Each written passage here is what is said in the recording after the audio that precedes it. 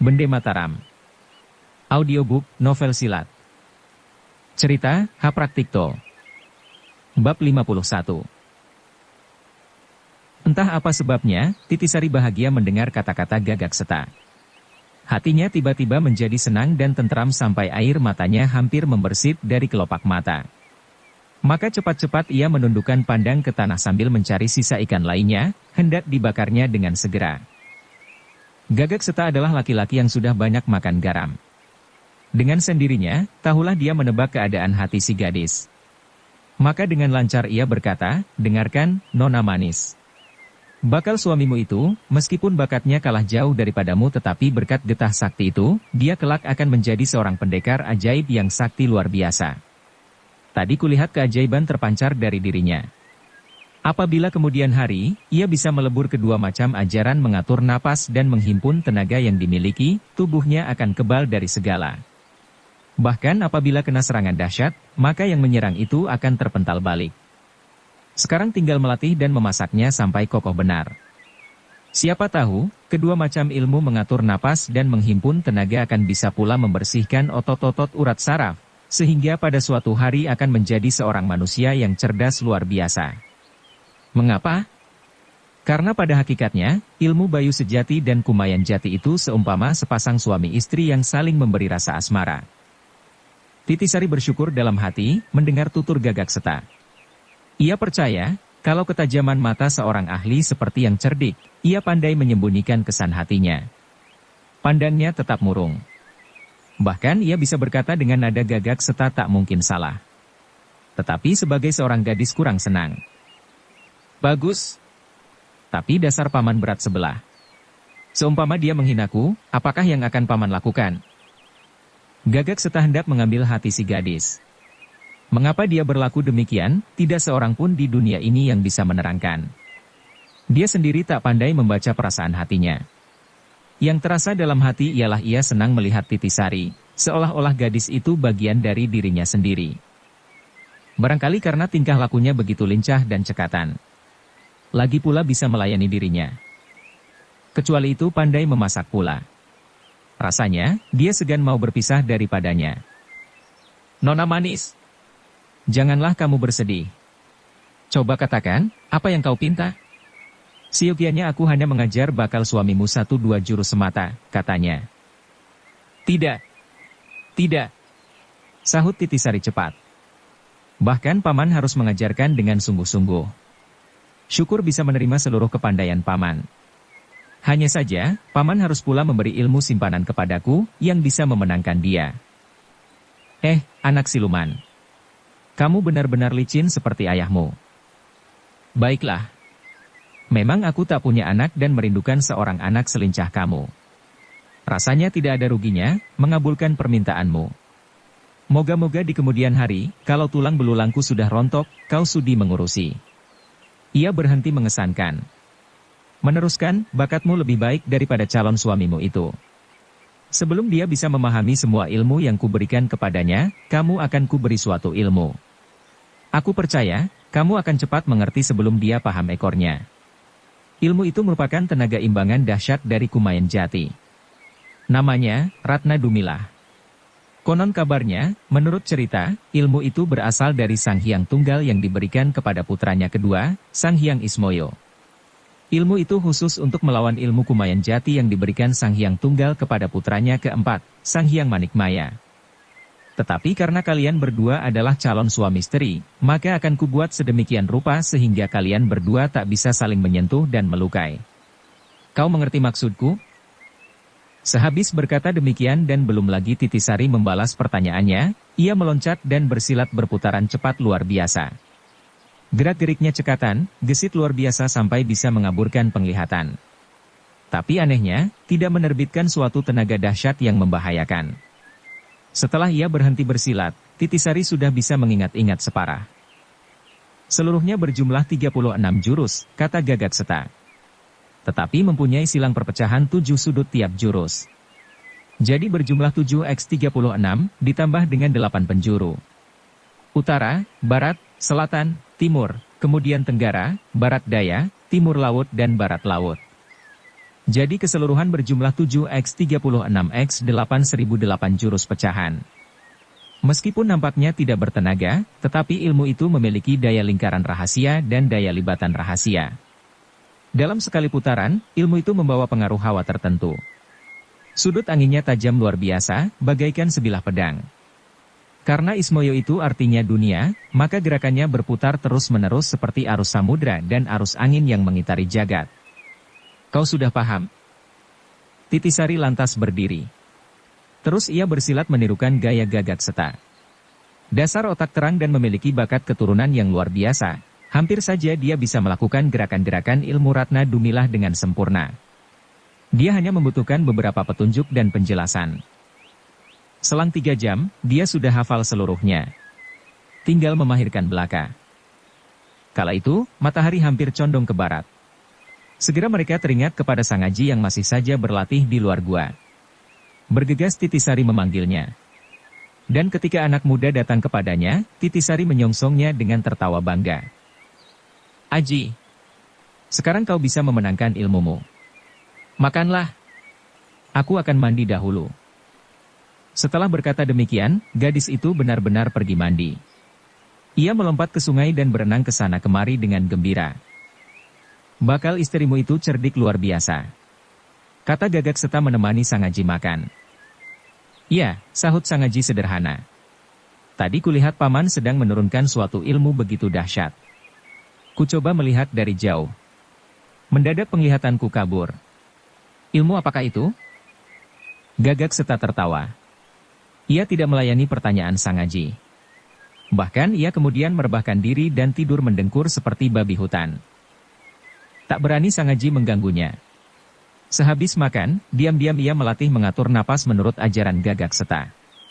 Tetapi seperti tadi pagi. Darahnya seperti bergolak dengan sekonyong-konyong. Seluruh tubuhnya bergetar. Napasnya jadi sesak dan matanya berkunang-kunang.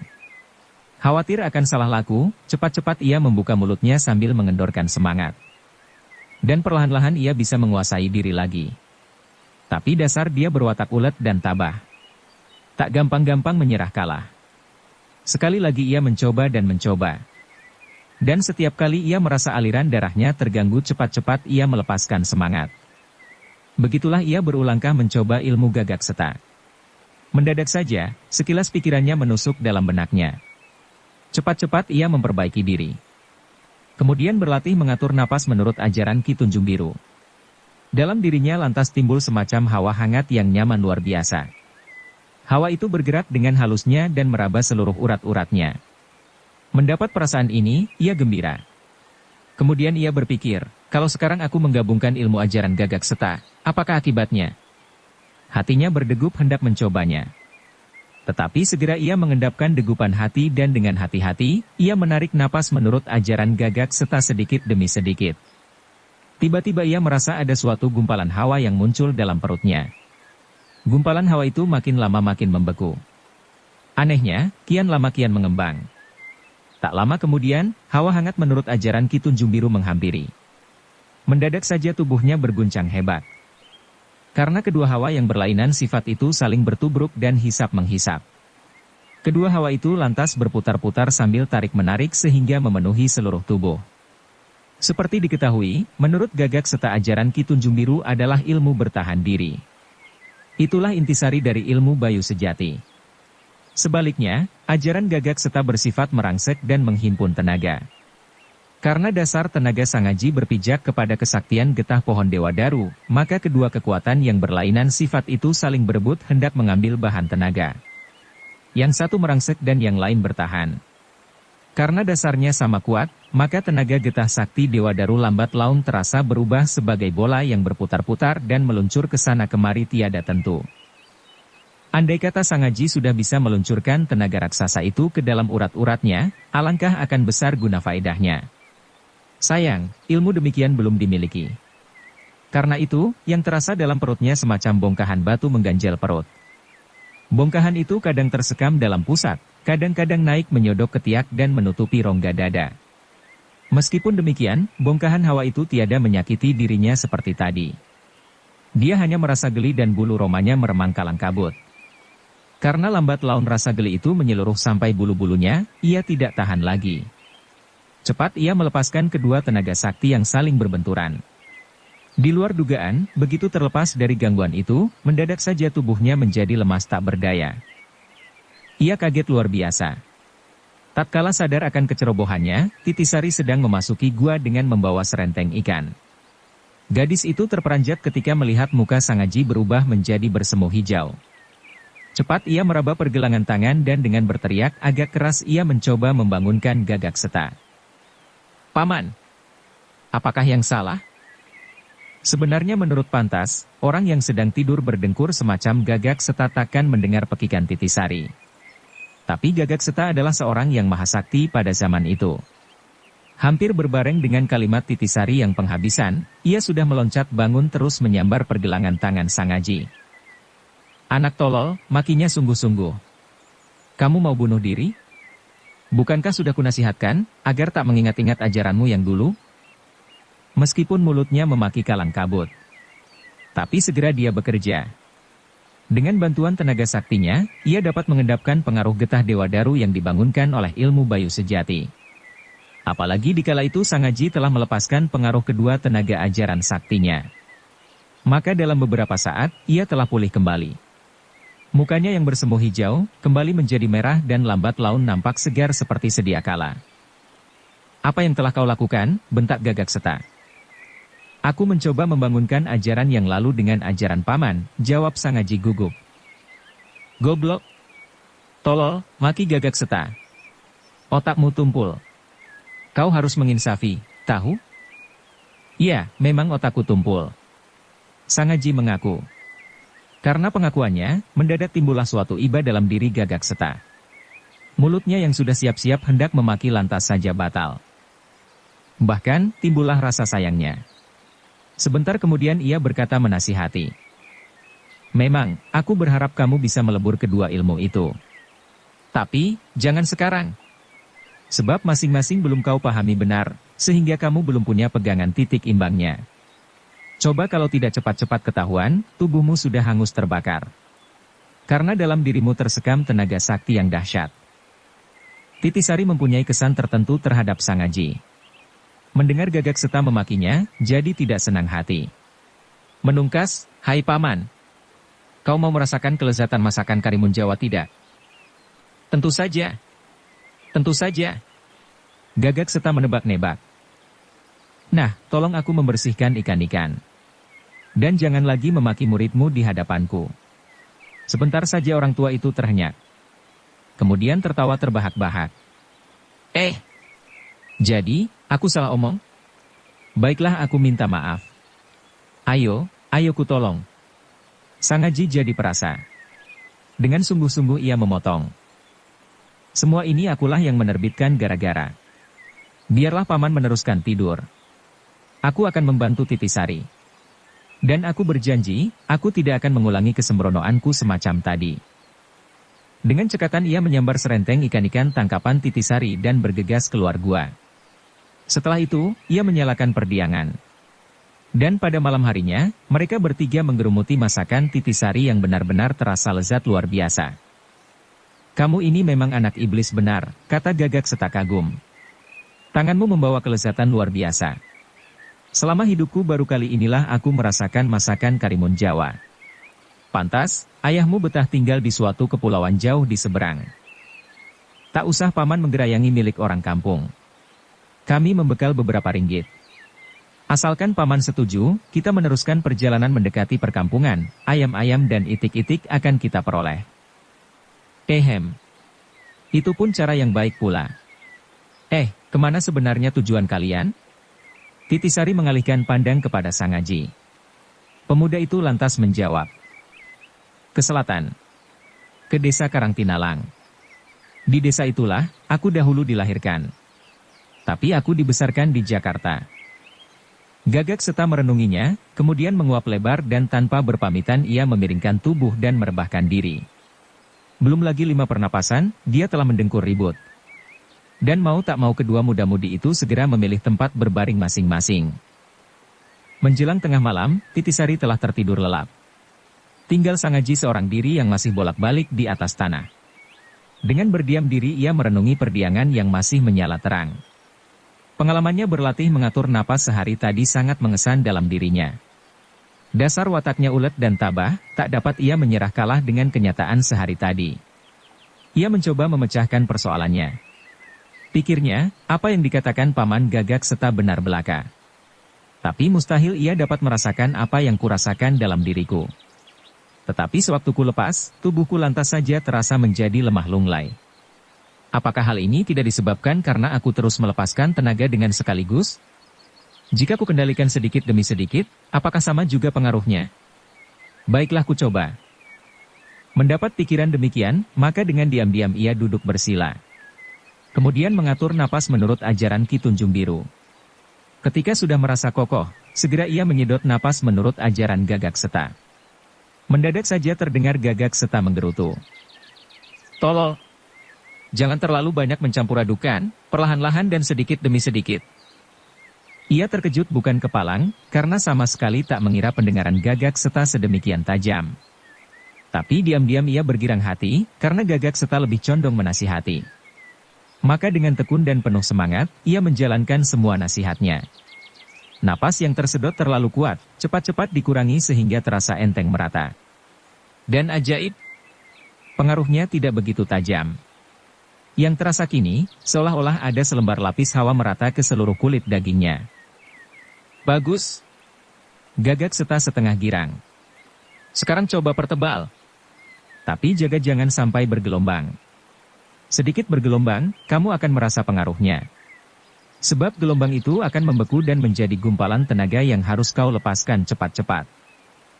Perlahan-lahan dan hati-hati, Sangaji mencoba melakukan nasihat itu. Tetapi bagaimanapun juga, dia belum mendapat pengalaman banyak. Keseimbangan antara tenaga napas ajaran Ki Tunjung Biru dan ajaran Gagak Seta belum dapat dikuasai. Maka di luar kemampuannya sendiri, mendadak saja terasalah tenaga Kumayan Jati mendesak tenaga Bayu Sejati. Sudah barang tentu Bayu Sejati berusaha mempertahankan diri sebisa-bisanya. Karena itu, terjadilah suatu pergumulan yang menimbulkan riak gelombang. Muka Sangaji lantas bersemu hijau. Waktu itu, perdiangan dalam gua belum padam seluruhnya, maka warna hijau itu cukup terang bagi penglihatan seorang ahli seperti Gagak Seta. Tolol! Apakah kamu mau bunuh diri? Bentak Gagak Seta. Bentakan itu sangat dahsyat, sehingga Titisari terbangun sekaligus. Melihat Sangaji dalam kesulitan, gadis yang cerdas itu cemas hatinya. Kendorkan perlahan-lahan, perintah Gagak Seta. Terlebih dulu Kumayan Jati. Kemudian Bayu Sejati cepat tarik. Sebagai gadis yang terang otaknya, Titisari lantas bisa menebak persoalannya. Tanpa disadari, terloncatlah ucapannya. Bagaimana kalau Bayu Sejati yang ditambah? Sebenarnya, ia tak tahu tentang sifat Bayu Sejati dan Kumayan Jati yang bertentangan. Ia hanya menarik kesimpulan dari kata-kata Gagak Seta belaka, yang memerintahkan agar menarik Kumayan Jati dan kemudian Bayu Sejati. Tapi memang dia ditakdirkan sebagai seorang gadis yang sangat cerdas pada zaman itu. Ayahnya, seorang ahli ilmu alam, ilmu falak, ilmu ukur, ilmu siasat perang dan tata berkelahi. Dalam hal ilmu tata berkelahi, ia kurang menaruh perhatian, sehingga tak mau mewarisi kepandaian ayahnya. Tetapi dalam hal ilmu-ilmu lainnya, ia hampir sejajar. Tak bosan-bosannya ia mengadakan percobaan mencampur adukan ramuan-ramuan tertentu, sehingga ia ahli dalam hal membuat racun, membuat ramuan obat-obatan dan memasak. Karena itu, begitu mendengar istilah Kumayan Jati dan Bayu Sejati yang terlompat dari mulut Gagak Seta, sekaligus ia dapat menebak. Sangaji sendiri, sudah semenjak lama merasa takluk kepada kecerdasan Titisari, maka begitu ia mendengar suaranya cepat-cepat ia melakukan sarannya tanpa was-was lagi. Karena ajaran Ki Tunjung Biru telah terlatih masak dalam dirinya, maka tak soal menambah atau mengurangi daya gunanya. Bukan merupakan sulit baginya. Hasilnya sungguh mengagumkan. Sebab dengan menambah tenaga Bayu Sejati, dengan sendirinya ia melepaskan tekanan arus Kumayan Jati. Dengan demikian kekuatannya jadi berimbang. Tetapi seperti dirasakan semula, ia belum menguasai keseimbangannya. Sehingga menambah tenaga Bayu Sejati dan terlalu melepaskan arus Kumayan Jati yang agak berlebihan, melahirkan suatu perpaduan yang timpang. Seketika itu juga, warna mukanya yang tadi bersemu hijau kini jadi menghitam. Apa yang salah? Seru Titisari cemas. Gagak Seta merenungi. Kemudian berkata penuh selidik. Kau lakukan saran bakal istrimu? Sangaji hanya kuasa mengangguk. Kembali Sangaji mengendorkan tenaga Bayu Sejati dan menambah arus Kumayan Jati. Tak lama kemudian, seluruh tubuhnya merasa nyaman. Tetapi karena kedua tenaga sakti itu belum bisa melebur menjadi satu dan ditambah pula dengan getah sakti Dewa Daru, maka tetap saja merupakan unsur yang selalu bertentangan. Sulitnya ialah, karena tak dapat terlihat oleh indera mata. Sehingga keseimbangannya hanya berdasarkan rasa belaka. Maka kembali ukuran arus Kumayan Jati terlalu kuat. Seketika itu juga, seluruh tubuhnya menggigil dan mukanya berwarna hijau tua sampai kelopak matanya hijau pengap pula. Segera Gagak Seta memberi aba-aba dahsyat. Lontarkan pukulan. Sangaji mencoba bangun, tetapi tubuhnya seperti terpaku. Ia mencoba menggeliat. Lengannya pun terasa menjadi kaku pula. Tambah Bayu Sejati dan coba lontarkan pukulan, teriak Titisari tegang. Ia tahu kalau Sangaji lalai sedikit tubuhnya bisa kaku menjadi arca. Karena jerit Titisari, hati Sangaji terkesiap. Sesungguhnya bibit cinta kasih mulai tersenyum dalam hati nuraninya. Dan orang tahu, apa arti cinta yang tumbuh dalam hati seorang pemuda sebaya dia. Itulah cinta sejati yang berani berkorban dalam segala hal. Maka dengan mati-matian, ia mengendorkan arus Kumayan Jati dan menambah tenaga daya tahan arus Bayu Sejati. Begitu ia merasa mendapat peluang, segera ia menggeliat dan melontarkan pukulan gaya Gagak Seta. Pukulan itu dilontarkan dengan membabi buta dan tepat mengarah dinding gua. Maka seketika itu juga, terjadilah suatu keajaiban luar biasa. Gua itu sekaligus runtuh berantakan dengan suara gemuruh. Bagus. Hebat, puji Gagak Seta. Tapi berbareng dengan itu, cepat-cepat ia menolong keadaan Sangaji yang jatuh terkulai. Setelah pulih kembali, mulailah anak muda itu insyaf benar-benar. Karena bagaimanapun juga, kedua unsur ilmu sakti itu masih saja berdiri sendiri. Sifatnya bertentangan dan seolah-olah sedang berlomba. Mau tak mau ia harus mendengarkan nasihat Gagak Seta agar melupakan ajaran Ki Tunjung Biru untuk sementara sebelum mendapat jalan keluar. Paman, pukulan yang tadi kulontarkan benar-benar mengagumkan. Aku hampir-hampir tak percaya. Tetapi mulai sekarang, aku akan tunduk kepada setiap patah kata Paman. Gagak Seta waktu itu masih saja memijat-mijat seluruh tubuhnya, ia berdiam diri dan sepatah kata pun tiada terbintik keluar dari mulutnya. Suasana dalam gua itu lantas saja menjadi tegang luar biasa. Keesokan harinya, mereka meneruskan perjalanan mengarah selatan. Perjalanan mereka kini mulai mengitari punggung Gunung Sumbing. Pemandangan seberang menyeberang sangatlah indahnya. Apalagi, waktu itu habis hujan. Mahkota daun-daunan nampak segar bugar.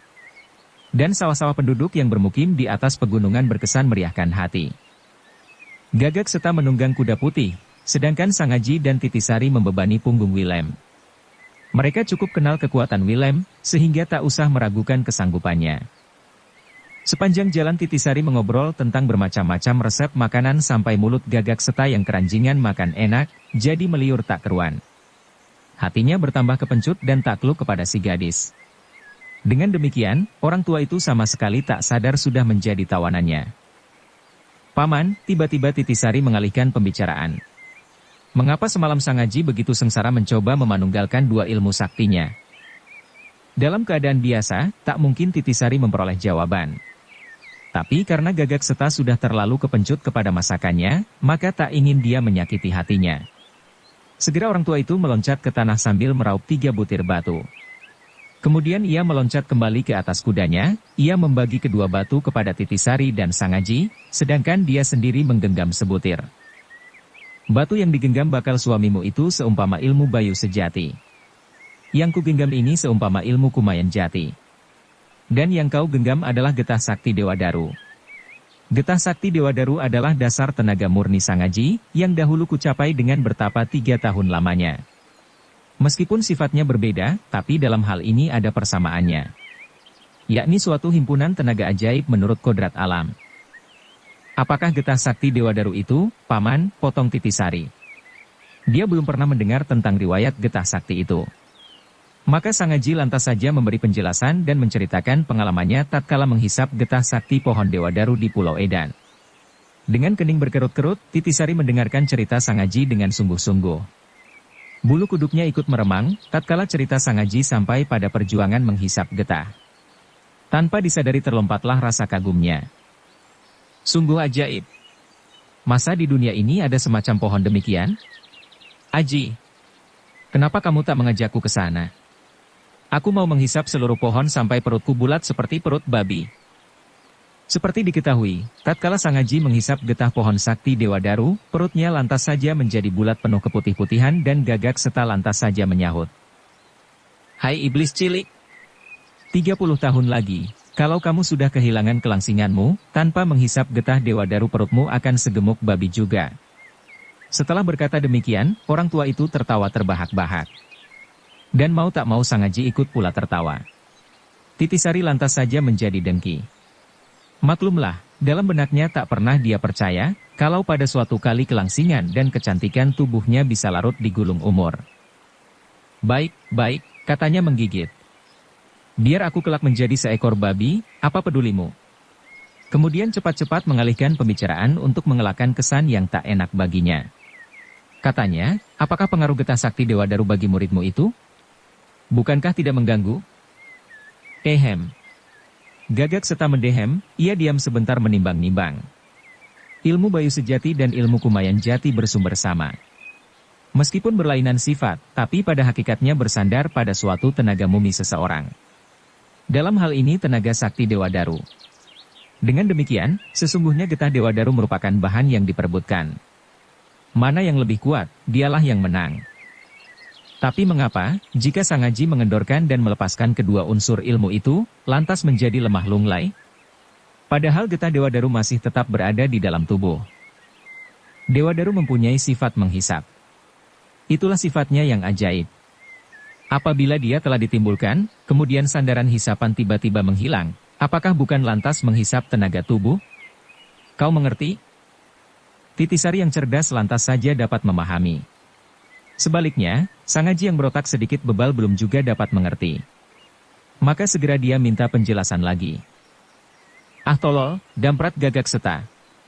Lihat. Bayu Sejati dan Kumayan Jati saling berebut untuk mendapatkan tenaga Dewadaru.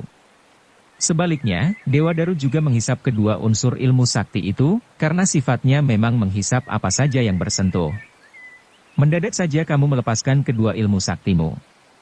Karena Dewadaru kehilangan sumber hisapan, bukankah lantas saja menghisap sekenanya belaka? Dengan sendirinya yang menjadi sasaran adalah tenaga tubuhmu. Jelas? Baru Sangaji dapat memahami persoalannya. Sekonyong-konyong Titisari menimbrung. Paman sudah tahu sifat masing-masing. Apakah tidak ada akal untuk melebur dan menunggalkan? Bersambung ke bab 52.